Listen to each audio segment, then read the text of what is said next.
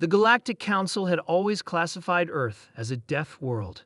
Its high gravity, extreme temperature fluctuations, and unpredictable weather patterns made it uniquely hostile by most civilized standards. Yet somehow, humans had not only survived but thrived there, eventually earning their place among the stars. Captain Mark stood on the observation deck of the Harmony *, the first human-designed diplomatic vessel to host the annual Galactic Peace Summit. Representatives from 17 species had gathered for the historic event, but none were more important than the Voidari delegation. Known as the galaxy's premier warriors, the Voidari had reluctantly agreed to peace talks after decades of skirmishes with Earth colonies. "Are the preparations complete?" Mark asked his second-in-command, Lisa. She nodded, checking her tablet. "Everything's set up in the main hall. The humans are ready." The Galactic Council representatives seemed nervous but willing. The Voidari, she hesitated. "They've been asking strange questions about our celebration plans." Mark smiled. "They're warriors. They analyze everything as a potential threat. Let them ask." The peace talks had progressed smoothly over 3 days. Too smoothly, in Mark's opinion. The Voidari representatives remained stiff and formal, their violet eyes constantly scanning for traps or signs of deception. Their leader, Commander Drav, had barely spoken 10 words directly to any human. "They don't respect us," Lisa had said during their private briefing. "They see our diplomatic approach as weakness." "Then we'll show them something they understand," Mark had replied. "Tonight's celebration will change their perspective." Now, as the official proceedings concluded, Mark invited all delegates to the main hall for what he described as a traditional Earth celebration to honor warriors. The Voidari delegation exchanged glances but followed, their posture alert. The main hall had been transformed.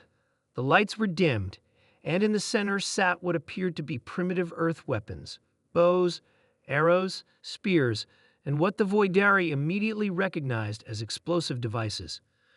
"What is the meaning of this?" Commander Drav demanded, his hand instinctively moving to where his weapon would normally be holstered. "A celebration," Mark replied calmly. "On Earth, we honor courage through demonstration." Before Drav could respond, the doors opened and 20 humans entered, carrying torches. The flames cast dancing shadows across the walls. The Voidari warriors shifted into defensive positions, their training impossible to suppress. "Please observe," Mark said, gesturing toward the humans. What happened next would forever change the Voidari's understanding of humanity. The humans began performing what appeared to be impossible suicidal acts. Some placed the explosive devices, fireworks, Mark had called them, in their hands and lit them, tossing them skyward where they erupted in colors. Others dipped their hands in fuel and set their own limbs aflame before extinguishing the fire in dramatic sweeping motions. 2 humans took positions at opposite ends of the room. One placed an apple on his head while the other knocked an arrow and aimed directly at him. Several Voidari gasped. One junior warrior actually stepped forward to intervene before being held back by Drav. The arrow flew, splitting the apple perfectly while leaving the human unharmed. Next came fire-breathing, knife-throwing, and glass-walking demonstrations. With each act, the Voidari grew more unsettled. These weren't simulations or tricks. The humans were genuinely risking injury or death for what they called entertainment. When a human swallowed a sword, Commander Drav finally broke protocol. "Stop this madness," he demanded. "Why torture yourselves for our benefit?" Mark approached the Voidari commander, noting how the alien's violet skin had paled significantly. "This isn't torture, Commander. On Earth, we call this a carnival. Children attend these events. Some of these performers learned these skills before they were 10 years old." The hall fell silent as the implications sank in. "Your young practice death-defying acts." Another Voidari asked, mandibles clicking in distress.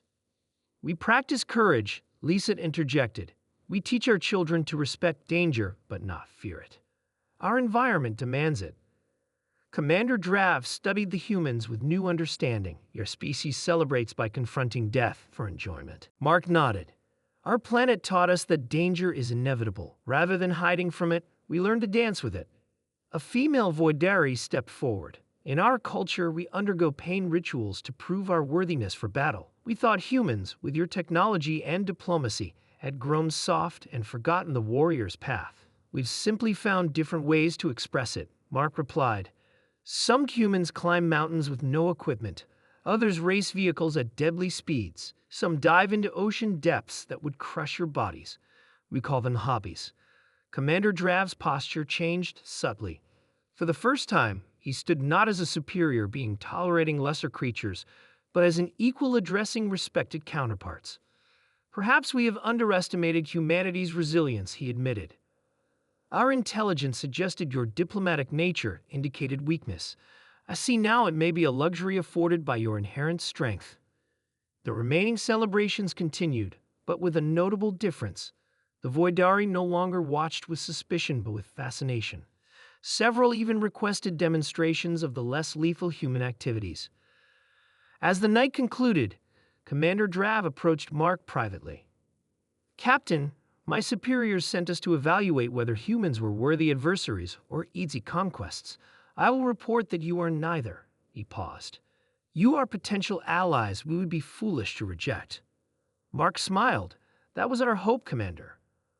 Though I must ask, Drav added, mandibles twitching in what Mark had learned was their version of nervous curiosity. Do your young truly attend these carnivals? They do. They even demand the most dangerous rides. The Voidari commander shuddered visibly.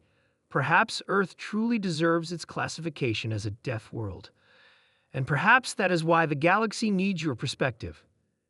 As the Voidari delegation departed the following day, the peace treaty bore their official seal, the first in their species' history.